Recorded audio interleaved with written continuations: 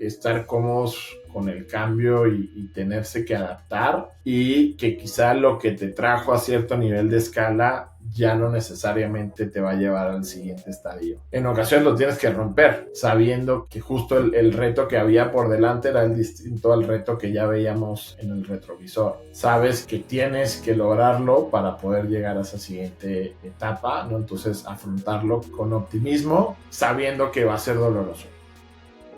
Bienvenidos a un capítulo de Cuando el río suena. Mi nombre es Artemio Pedraza y cada semana entrevisto a los fundadores, operadores e inversionistas de las startups y corporativos más importantes de Latinoamérica para que puedas mejorar tu negocio hoy con sus mejores prácticas y lecciones. En este episodio entrevistamos a Miguel Rocha, gerente regional de México y Latinoamérica de Tools for Humanity, que tiene como misión separar a las máquinas de los humanos, creando la red financiera y de identificación más grande del mundo. Con casi 10 años de experiencia en el mundo tecnológico y habiendo pasado por empresas como Uber y Kavak, Miguel hoy lidera los esfuerzos de expansión y adopción de los 3 grandes servicios que tiene Tools for Humanity: su World App, su World ID y el WLD, un token creado con tecnología criptográfica. En esta charla platicamos con Miguel sobre cómo en la actualidad la gente busca principalmente privacidad, sobre lo clave que es el proceso de onboarding, sobre todo cuando se trata de tecnologías innovadoras o emergentes, de cómo, una vez más, escuchar a tus usuarios siempre es algo fundamental, y de cómo todo lo que has hecho para llevar a tu organización hasta donde se encuentra hoy puede ser muy distinto a lo que necesitas para seguir creciendo. Esperamos que disfruten este capítulo.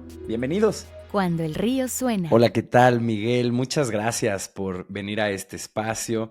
Nos encantaría empezar preguntándote, para una persona que no tiene idea de lo que es WorldCoin, ¿qué es esto? ¿Cómo se mastica? Platícanos un poco. ¿Qué tal, Artemio, Rodrigo? Encantado de estar aquí y con mucho gusto te cuento más, ¿no? Entonces creo que es importante, antes de hablarte de qué es WorldCoin, ¿no? También tocar el por qué existe, ¿no? Por qué es relevante y cómo surge. Y básicamente creo que todos estamos siendo testigos del nacimiento de la era de la inteligencia artificial, ¿no? Con el desarrollo de esta tecnología. Creo que todos tenemos muchas expectativas y emoción de lo que nos puede llegar a dar como sociedad, como humanidad. Pero como con toda tecnología, hay cosas positivas y también las tecnologías dan paso a nuevos retos, ¿no? Y a nuevos asuntos que hay que resolver a través de la misma. Y justo en particular en los entornos en línea, creo que cada vez va a ser más relevante poder diferenciar a una persona de una inteligencia artificial generativa o un bot del otro lado, ¿no? Hoy pues ya nos pasa que estamos hablando con un agente de atención al cliente y pues no hay un agente. Es por esta razón que nace WorldCoin como protocolo con el objetivo de incrementar la confianza en los entornos digitales. Plantea hacerlo volviéndose la red de humanos más grande del mundo y también la red financiera más grande. Les cuento un poquito cómo está compuesto WorldCoin. Si quieren lo podemos pensar como una mesa de 3 patas y luego entramos en cada una. Pero básicamente las 3 patas de esta mesa son la World App, el World ID y el token del proyecto WLD. Y aquí voy a ir entrando en cada uno para dar un poco más de detalle, ¿no? Entonces la World App es fundamentalmente una billetera autocustodia y es la aplicación con la cual vas a estar interactuando con el protocolo de manera inicial. Esta billetera contiene fundamentalmente 2 cosas, ¿no? Uno, tu World ID, del cual vamos a entrar a hablar, y otro, tus activos digitales, ¿no? Y es a través de esta aplicación que vas a poder tanto interactuar con esta identificación digital privada, que es el World ID, como con tus activos y lo que quieras hacer con ellos. Adicionalmente, la billetera es la encargada, o sea, el World App es la encargada de guiarte durante el proceso de verificación y es la que ejecuta los procesos criptográficos para compartir estas credenciales de manera privada con los lugares en el Internet que utilicen el protocolo, ¿no? Como un método de autenticación o verificación.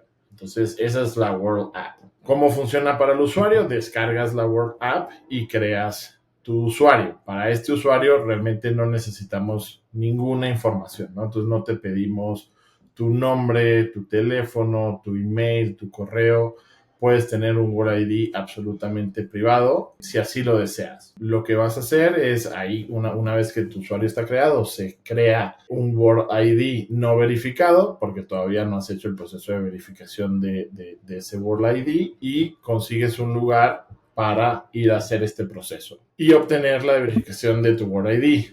Entonces, ¿qué es el World ID? El World ID es, imaginemos, un pasaporte privado para el Internet. Es justamente un método de verificación de humanidad que te permite comprobar precisamente eso, ¿no? Que eres un humano y no un bot, y que eres un humano único sin necesidad de tener que compartir ninguna otra información adicional en los entornos digitales. Entonces, para obtener la verificación de tu World ID en estos centros en donde se realiza el proceso, te colocas enfrente de un orb. El orb es un hardware propietario que desarrolló Tools for Humanity. Es esta cámara, ¿no?, súper sofisticada, que algunas personas que están oyendo esto seguro la han visto ya, y que no es sino eso, ¿no? Una cámara muy sofisticada que permite básicamente demostrar que quien se para enfrente es en efecto un humano único. Entonces, una vez que el orb procesa y toma las imágenes que necesita para probar que eres un humano único, digamos, estampa este pasaporte digital y tu World ID queda verificado y listo para usarse. Uno de los usos del World ID es precisamente poder acceder de manera opcional a bonos del token WLD, que es el token del proyecto, y este token está diseñado para entregar a las personas acceso a la economía global sin que tengan que hacer una inversión de su propio bolsillo en la adquisición del criptoactivo. Y adicionalmente también está pensado, o fue inicialmente pensado como una manera de entregar de vuelta a los usuarios de la red participación en la misma, ¿no?, y reconocer el valor que le trae. Esto es fundamentalmente Workcoin y cómo está compuesto. Órale, son muchas piezas moviéndose, pero es muy interesante porque me parece que estamos frente a una de estas grandes ideas que de cierta forma reimaginan problemas muy grandes que enfrentamos, ¿no? Pero aquí me encantaría preguntarte, Miguel, ¿qué es lo que está mal con los modelos actuales? Pues por un lado de identificación de personas, ¿no? Donde cada usuario en el mundo pues se identifica con el gobierno en cuestión y tiene como este pasaporte internacional. ¿Qué de ese modelo se está quedando corto? Y pues también, por otro lado, el modelo actual financiero para poderle dar a la gente acceso a una economía global donde el Internet es realmente como el propulsor de esta nueva metasociedad, llamémosle, ¿no? Vale, bueno, creo que es importante aclarar que Workcoin no busca saber quién eres, solo que eres un humano único, ¿no? Entonces, en este sentido, no viene a sustituir mecanismos de identificación, viene más bien a ser una capa adicional en donde precisamente en una sociedad que creo que cada vez se vuelve más consciente y celosa de no compartir su información personal, es una alternativa para ello. Eso dicho, respondo a tu cuestión, que creo que es muy relevante y muy buena. ¿Qué está mal? O sea, creo que es difícil generalizar, ¿no? En general, todos los modelos, ¿no? Y todas las identificaciones. Yo creo que en general se aprecian dos áreas de oportunidad grandes. La primera, te diría, y empiezo quizá por tu última parte, definitivamente la falta de inclusión financiera, sobre todo en México, es todavía un tema grande a resolver. Y más en la parte de identificación, creo que todavía hay una oportunidad grande en términos de seguridad y privacidad en línea. Si nos vamos al tema de inclusión financiera, según el propio INEGI en 2022, menos de la mitad de la población adulta tiene una cuenta bancaria. Las razones pues son muchísimas, ¿no? El tipo de productos y ofertas, el porcentaje de informalidad en la economía, la falta de educación financiera, ¿no? Y por eso la gente no se acaba de animar. Hay mucha tarea pendiente en este sentido y creo que no es casualidad que México se haya vuelto realmente un referente mundial, yo diría, y un hervidero en todo el tema de fintech, ¿no? Justo por el tamaño de la oportunidad que estamos viendo. En términos de información y de identificarte, o sea, yo creo que lo que estamos viendo es que los métodos actuales comprometen un poco la privacidad y seguridad, ¿no? En cuántos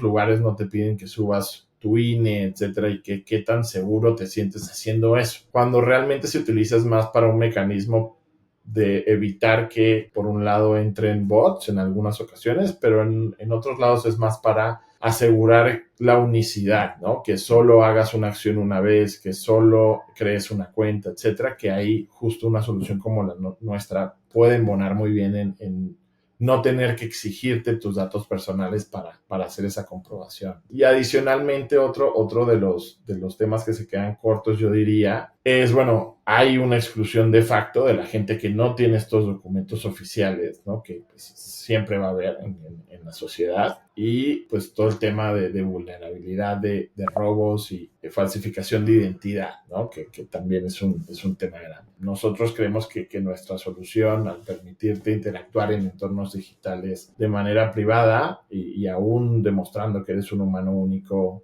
detrás, puede justo disminuir esta exposición y que todo el esfuerzo que estamos haciendo con el monedero y los activos digitales definitivamente ayudan a la inclusión financiera. Oye, Miguel, ahí quisiera enfocarme en la parte de la inclusión financiera, porque fue algo que nos llamó mucho la atención cuando estábamos haciendo nuestro due diligence, ¿no? Al respecto de la entrevista y un poco en qué queríamos escarbar, qué nos quedaba claro y qué no terminamos de entender cómo cuajaba, ¿no? Una pregunta así que nos llamaba mucho la atención es, bueno, ¿por qué identificarte te da acceso a la economía global, ¿no? O sea, ¿cuál es justo esa conexión donde el hecho de tú verificar que eres un ser humano único te da acceso a esa red contra, pues no sé, tener acceso mediante otro mecanismo donde no sea necesario, ¿no? Probar esa identidad? Mira, te cuento un poco, justo como te mencionaba en esas tres patas de la mesa, con identificarte como un humano único, de nuevo, probar que eres un humano único, no identificarte como Rodrigo, como Artemio, justo se habilita la posibilidad de que utilices esa billetera que tenemos autocustodia para que recibas criptoactivos de la moneda y esos criptoactivos son intercambiables con otros criptoactivos, puedes llevarlos a moneda fiat a través de servicios de partners con los que tenemos justo integraciones y te permite justo probablemente entrar a entender el tema de criptoactivos, ¿no? Y entender que es una cadena de bloques y empezar a entender e interactuar de esta manera con todo este mundo de blockchain, ¿no? Entonces es más un tema que pusimos en el proyecto por diseño, pero que creemos que justo viene a ayudar a que muchas personas se animen a ese primer paso. Ya, entiendo. O sea, es participando en su red cripto, donde se distribuye, también es algo que tocaremos más adelante, ¿no? Al respecto de esta intención de distribuir este ingreso parejo, ¿no? El bien llamado UBI. Pero bueno, ahora ya me queda un poco más claro, ¿no? O sea, el ingreso a la economía global es el ingreso a esta red que proponen ustedes como parte de todo el ecosistema, ¿no? Es exactamente así, Rodrigo. Y es bien interesante eso porque hay una lectura que yo tengo pendiente, pero conozco la tesis, por así decirlo. Es un libro que se llama The Network State. Fue publicado este año por Balaji, justo es un criptoentusiasta, es como una deidad en este mundo de construir cosas online. Y él habla de un futuro, filosofa de un futuro en el que estamos llegando a un momento en la historia donde las barreras físicas realmente nos las estamos brincando ya por default, ni siquiera por la llegada de una invención que es Internet. O sea, ya está metido en nosotros y es lo natural. Y él empieza a hablar de cómo mediante tokens en cripto o estas microeconomías que permite esta tecnología, se pueden formar nuevos metaestados donde gente alineada con ciertos valores y reglas o pues como todos estos lineamientos que tú puedes definir en una comunidad de Internet, iban a poder empezar a tener el impacto, el poder de injerencia en cosas por el tamaño de esta red y por la calidad de sus usuarios. Y creo que esto es un atisbo de cómo se pueden empezar a ver estos nuevos estados formados por un montón de gente en Internet. Vaya, veo ahí una similitud que no puede no mencionarse. Definitivamente hay vasos comunicantes entre lo que estamos intentando hacer, sin duda. Justo algo, a ver, uno de los retos más interesantes de la inclusión financiera en México, después de este dato tan contundente que acabas de dar, ¿no? Que son casi 60 millones de personas que no tienen una cuenta bancaria. Bueno, no es cierto, esa sería la mitad de la población, ¿verdad? Pero el 50% de la población adulta. Bueno, o sea, un problema grande es justo la educación digital, ¿no? La alfabetización digital, que tanto conviven con... Bueno, ahora, claro, casi todo el mundo convive con un teléfono, pero no es lo mismo convivir con un teléfono que entrarle al cripto en el teléfono, ¿no? Y yo me dedico a la tecnología y a mí el cripto, Artemio, me ha llevado con muy buen ritmo y muy bien encaminado, pero sin duda es un mundo complejo, ¿no? Y podríamos decir hasta hostil en cierto sentido. Entonces, la pregunta, dando este pequeño preámbulo, ¿no? Es, ¿cuáles son los planes de WorldCoin en México? Tomando un poco en cuenta que este es el ambiente en el que se están insertando, ¿no? Buenísimo. O sea, que aprovecho esta pregunta para responder otra que no me hiciste, pero que creo que viene de la mano en este sentido, ¿no? Y es, ¿qué hacemos para justo que los usuarios entiendan a fondo los activos, las billeteras, etcétera, ¿no? Entonces, hay tres cosas fundamentales que hacemos para justo acelerar esta educación, ¿no? En todo el tema que tiene que ver con blockchain y en particularmente con WorldCoin, ¿no? Entonces, hemos generado un montón de contenido tanto en nuestra página web como en nuestras redes sociales y en la propia aplicación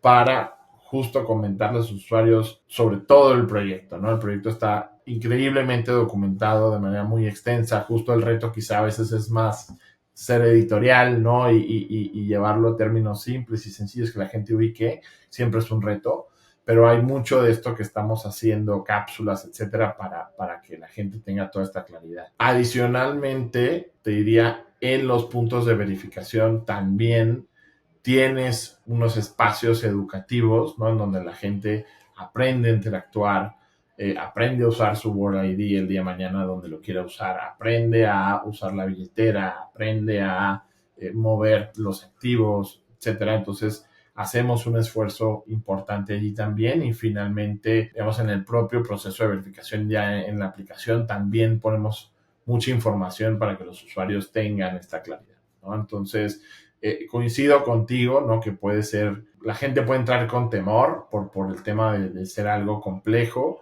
Justo lo que decía Artemio, la UX y nuestra billetera, hemos hecho muchas simplificaciones para ayudar a que esa experiencia del usuario sea mucho más sencilla y menos desafiante. En cuanto a los planes en México, pues definitivamente nosotros queremos hacer llegar los beneficios de nuestro protocolo y nuestras soluciones a todos los usuarios, ¿no? Justo este es un proyecto que por definición es para cada humano, entonces queremos llegar a todos los mexicanos. Hoy estamos operando ya en Ciudad de México, Monterrey y Guadalajara, pero evidentemente, como te digo, la expectativa es poder llegar esto a todos los rincones, ¿no? Ese es el objetivo, Miguel. No identificar, ¿verdad? Pero sumar a esta red a todos los humanos. Es correcto. De nuevo, WorldCoin no quiere saber quién eres, solo quiere saber que eres un humano. Oye, Miguel, a ver, también vimos en tu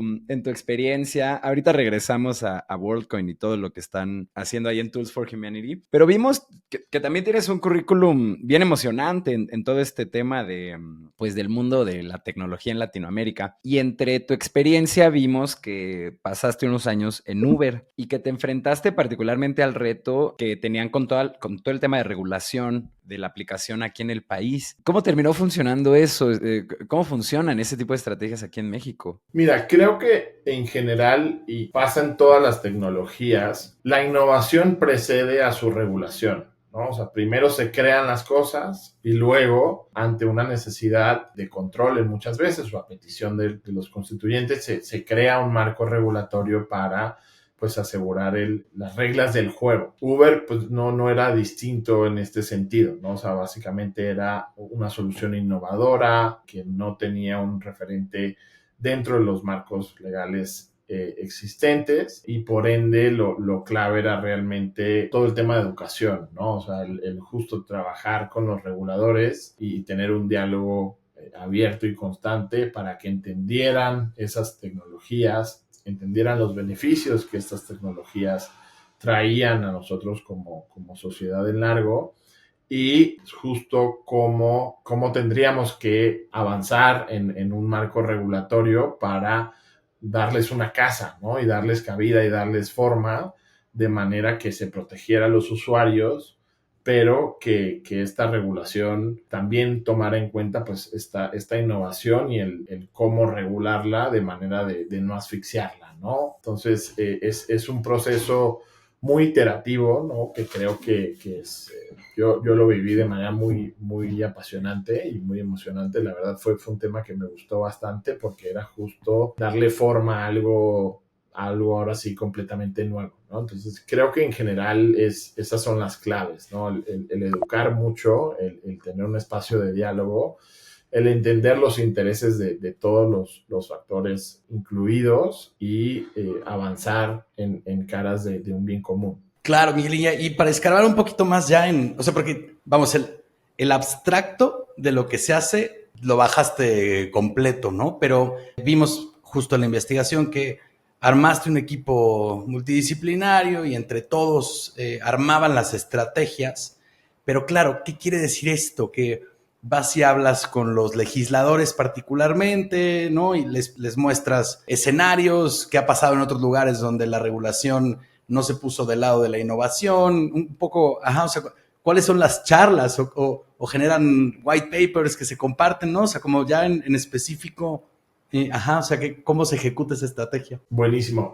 Y es una combinación de varias cosas que mencionaste. En el caso particular de Uber, pues las legislaciones, la competencia de legislar en la materia en México recaía a nivel estatal. Entonces, en muchos casos era, el escenario era distinto, ¿no? La infraestructura era distinta, el marco regulatorio que estaba ya en lugar era distinto.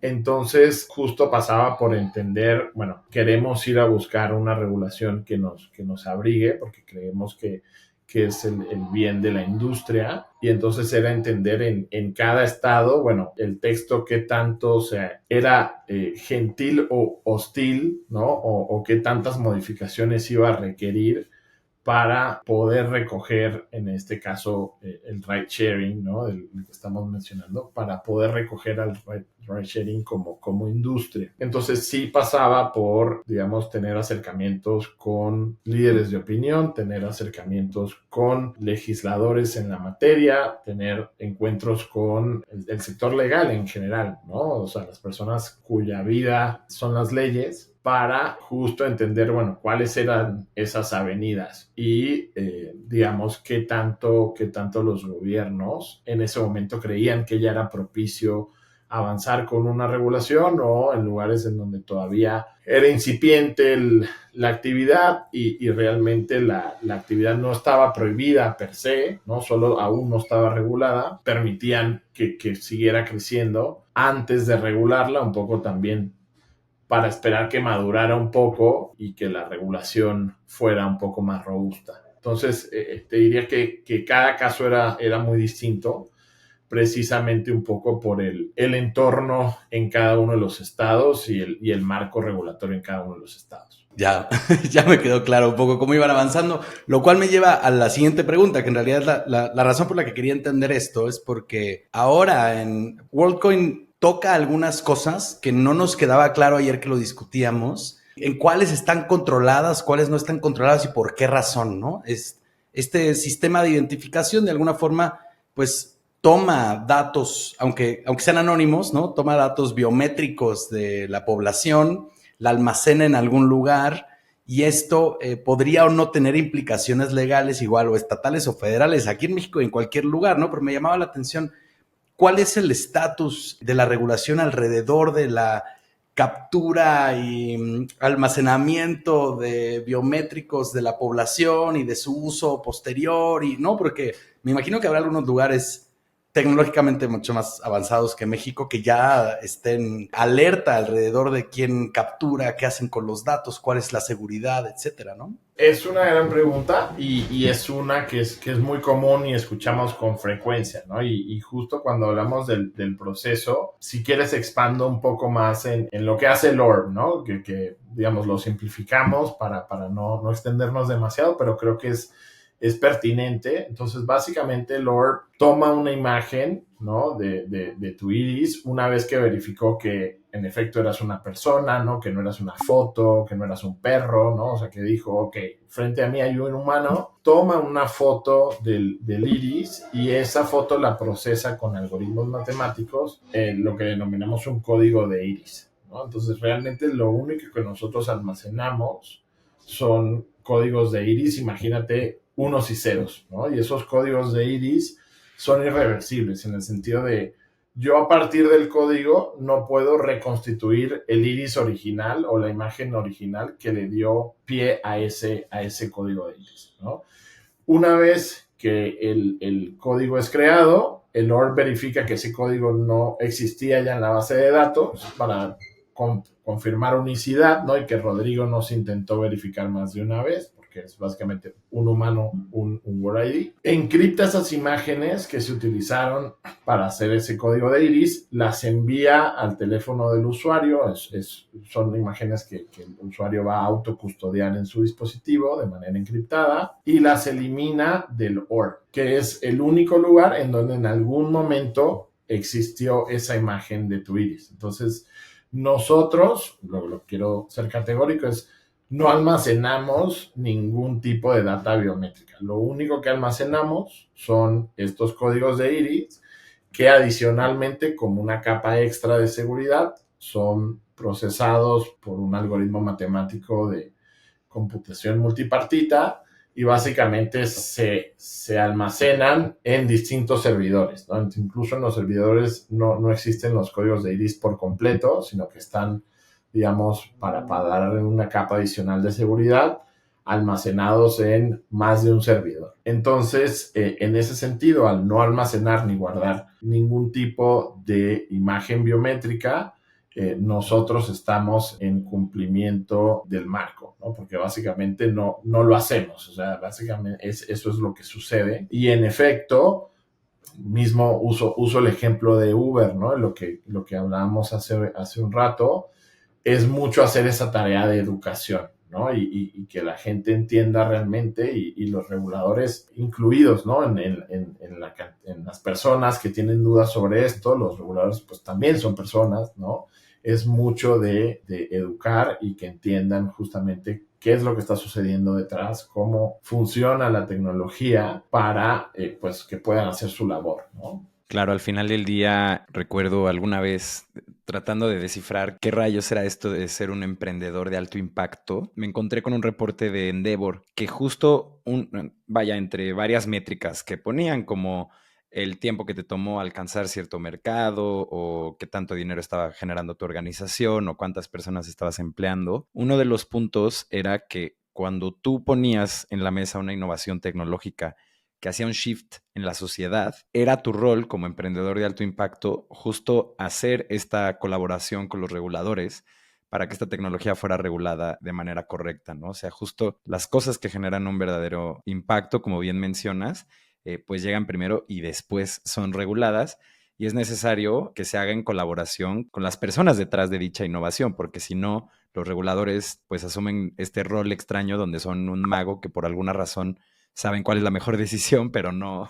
Sin entender la tecnología, ¿no? Exacto. Voy a aprovechar que estamos justo a la mitad del capítulo para recordarle a toda la gente que nos está viendo en YouTube que si nos pueden regalar una manita arriba y suscribirse al canal, se los vamos a agradecer, no solo Rodrigo y yo, sino todo el equipo de edición detrás de este podcast. De igual forma, si nos estás escuchando, ya sea en Spotify, en Apple Podcast o en cualquier plataforma de streaming, te invitamos a también regalarnos una buena reseña y a darnos 5 estrellas en la plataforma que sea que estés. Pero bueno, regresando a la conversación, Miguel, son también una organización sin fines de lucro. Entonces nos preguntamos de dónde salen los fondos para sostener su token y en general toda su operación. ¿Cómo es que se están financiando? Creo que es importante diferenciar el Tools for Humanity, que fue la empresa creadora y hoy principal colaborador del protocolo WorldCoin, de lo que es el mismo protocolo y la propiedad intelectual que fue desarrollada en aras de gestionar el protocolo,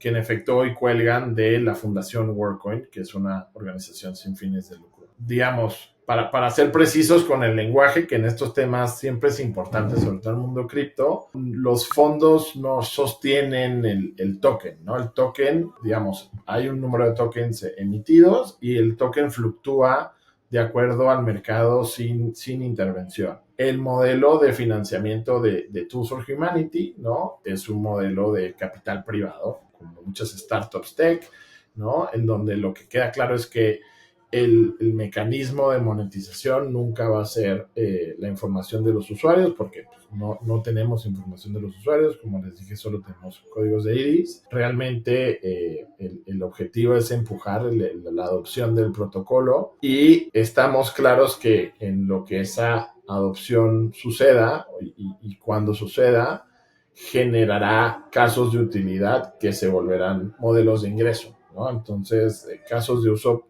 quizá no los hemos tocado y les cuento algunos que a mí me emocionan mucho, ¿no? Pero bueno, básicamente parto de los más básicos, como pues hoy los websites que utilizan un CAPTCHA para verificar que eres un humano o no, bien sea que le piques que no soy un robot o que selecciones camiones, hidrantes, etcétera. Pues la verdad es que esto ya la inteligencia artificial en muchas ocasiones lo puede romper, ¿no? Lo puede resolver. Hay ejemplos famosos de inteligencia artificial que se hace pasar por ciego, ¿no? Para que alguien le resuelva el CAPTCHA, incluso para las personas que estamos al pendiente de este tema. Digamos, definitivamente no, el protocolo puede ser un sustituto natural de esto. Y luego tienes casos de uso pues, prácticamente infinitos, ¿no?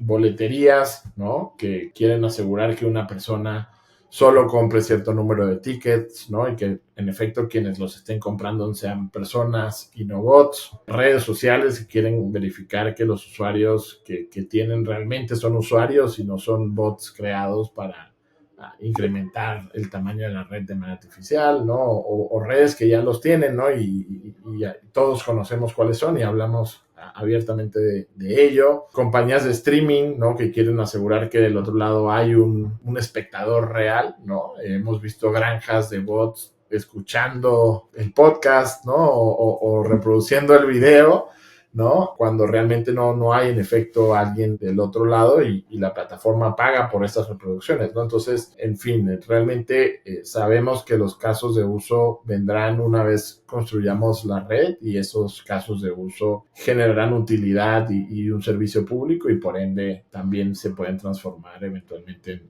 en modelos de ingreso. Conforme vamos avanzando en la conversación, cada vez va teniendo más sentido pues sobre todo el futuro, porque es una tecnología que no es para el presente. O sea, digo, ya en el presente uno puede empezar a hacer lo necesario para que en el futuro, cuando esté en todos lados, esté uno preparado, ¿no? Pero en realidad las aplicaciones que tiene esta tecnología, el impacto se va a sentir más adelante, ¿no? Yo creo que es un poco, y esto lo comparto más a título personal porque paso bastante tiempo filosofando de estas cosas, creo que un poco somos víctimas de los paradigmas y de tender a pensar de manera lineal, ¿no? O sea, creemos que las cosas, que el futuro se acerca a la misma velocidad todos los días, ¿no? De manera lineal y progresiva, pero realmente cuando hablamos de tecnología, los cambios son más exponenciales que lineales, ¿no? Pero nuestra mente no alcanza a pensar en esos términos, ¿no? Entonces, hoy la penetración que tiene, no sé, el smartphone, hace 10 años era pues, inimaginable, ¿no? O quizás hace 15. Y eso en términos de humanidad es un pestañeo o menos que eso, ¿no? Entonces, creo que si bien hoy se puede percibir como un problema de nuestros futuros Rodrigos, Artemios y Migueles, esto puede ser necesario mucho más rápido de lo que alcanzamos incluso a imaginar, ¿no? Sí, justo la siguiente pregunta va en esa dirección, pero sí, claro, a escala tecnológica, vamos, si uno no se registra hoy, no es terrible, ¿no? Pero en 3 años, a ver qué tal, ¿no? El ChatGPT apenas tuvo su primer release hace 1 año y medio, me parece, ¿no? Y ahora, pues no hay tarea a mí que no me asista, ¿no? O sea, mi forma de trabajar ha cambiado por completo. Entonces sí, sin duda que a escala humana, como dices, justo la siguiente pregunta, mira, en este contexto es, ¿cuál es desde tu punto de vista, ¿no? Desde donde estás parado, que es en la frontera de evitar el problema que va a generar, ¿no?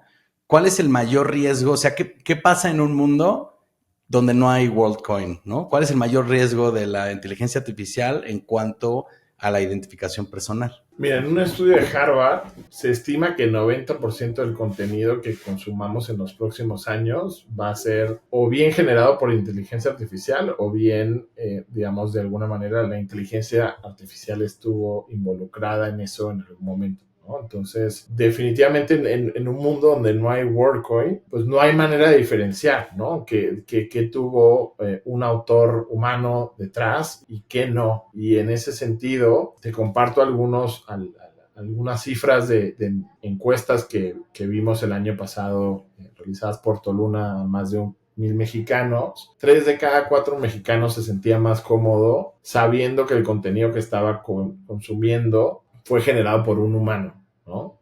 Entonces empezamos a tener porcentajes que se divorcian, ¿no? La mayoría de las personas quiere, digamos, contenido legítimo, por hablar del ejemplo de contenido, pero pues 9 de cada 10 piezas que vayan a estar allá afuera en internet, quizá nunca las vio ni siquiera un ojo humano, ¿no? Se publicaron en automático. Otros temas que a los mexicanos les preocupan es, por ejemplo, todo el tema de suplantación de identidad, ¿no? Entonces, ¿cómo puedo yo tener un layer adicional de seguridad para comprobar que en efecto soy yo, ¿no? Y que no es una suplantación de identidad hecha por una inteligencia artificial. Justo lo platicaba con una influencer del medio de tecnologías, ¿no? De, bueno, mi banco, no diré cuál es, pero mi banco utilizaba una firma digital para confirmación de interacciones telefónicas, ¿no? Donde mi voz era mi firma, ¿no? De alguna forma. Y yo le decía, hablaba con ella y le decía, oye, ¿y cómo queda esto, no? En un mundo en el que ya vemos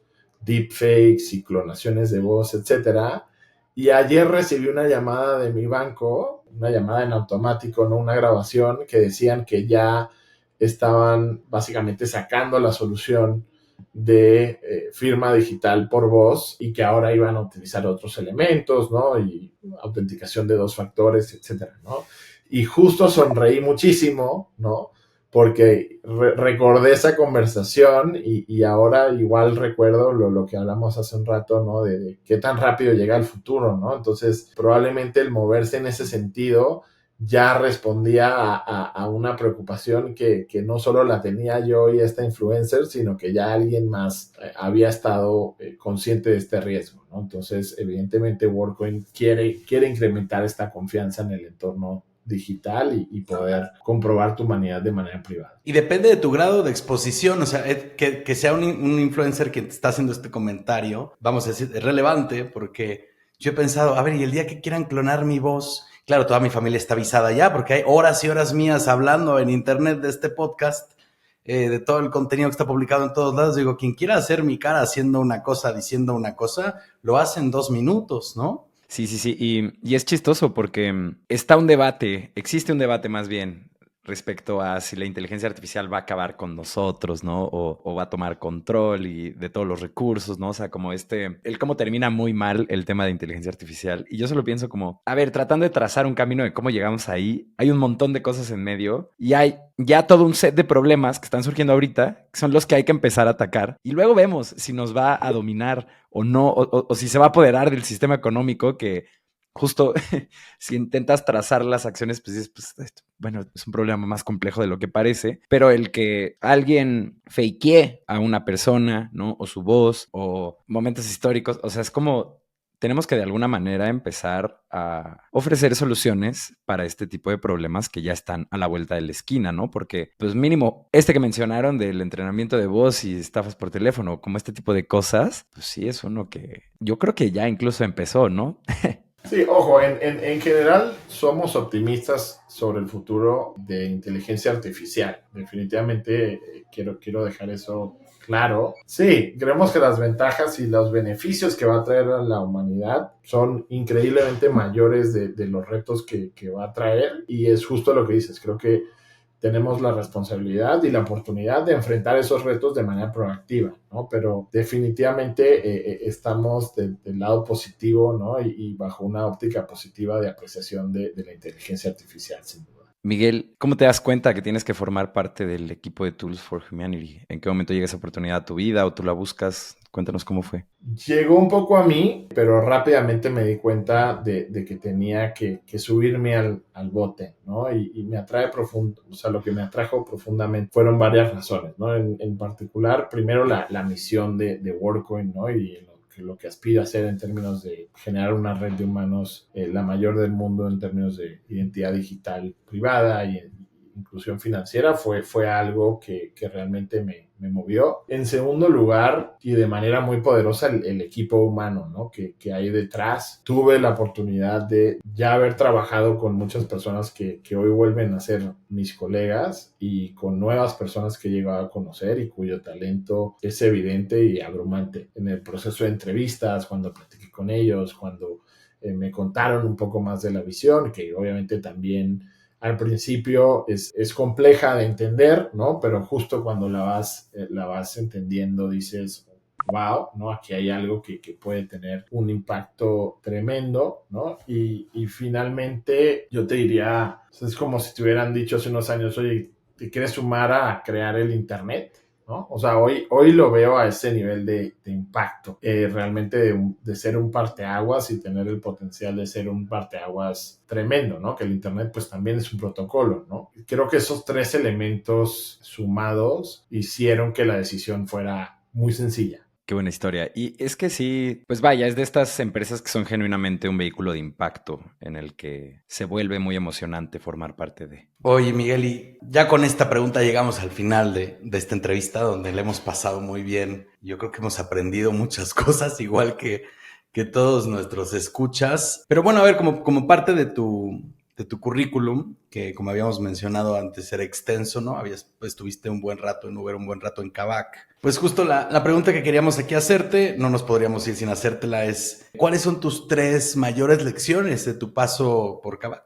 A ver, mira, yo creo que la primera, sin duda, es escuchar a tus usuarios, ¿no? Y sé que ustedes han hablado con muchas personas, han pasado por aquí a hablar de NPS, etcétera, pero realmente, a riesgo de sonar trillado, escuchar a tus usuarios te dice todo lo que está bien y todo lo que no está de tu producto o servicio y te da la hoja de ruta de realmente en qué deberías estar poniendo el tiempo y el foco para mejorar, ¿no? En general, creo que es sin duda, fue un aprendizaje muy clave de Kavak, que ya lo traía de Uber, pero yo diría en Kavak se intensificó muchísimo más. Creo que el segundo aprendizaje que me llevé es estar cómodos con el cambio y tenerse que adaptar y que quizá lo que te trajo a cierto nivel de escala ya no necesariamente te va a llevar al siguiente estadio y que en ocasiones lo tienes que romper, ¿no? Y en Kavak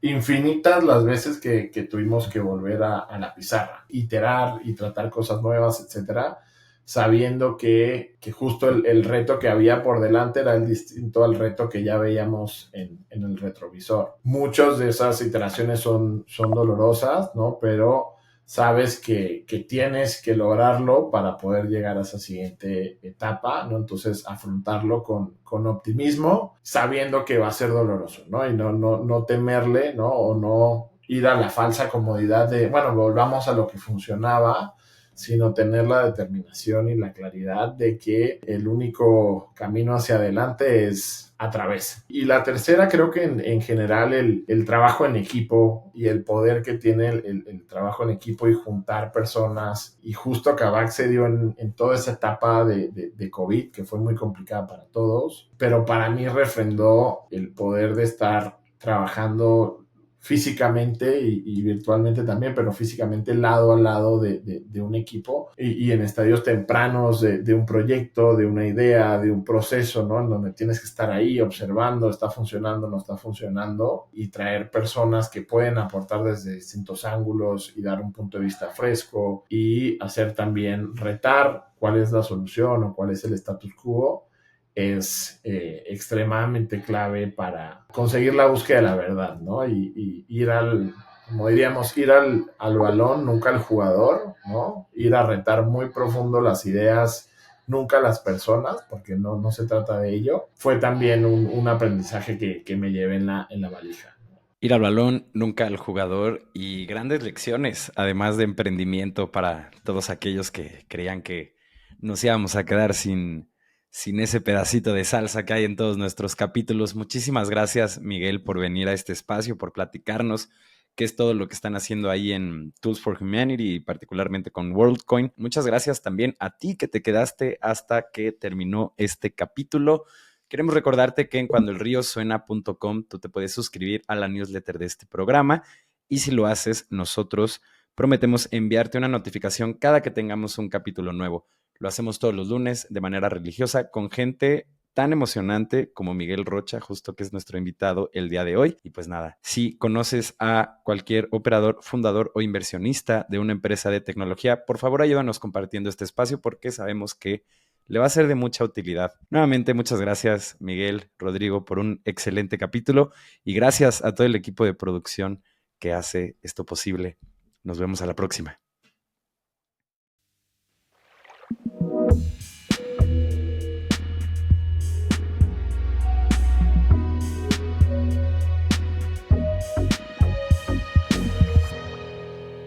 Cuando el río suena.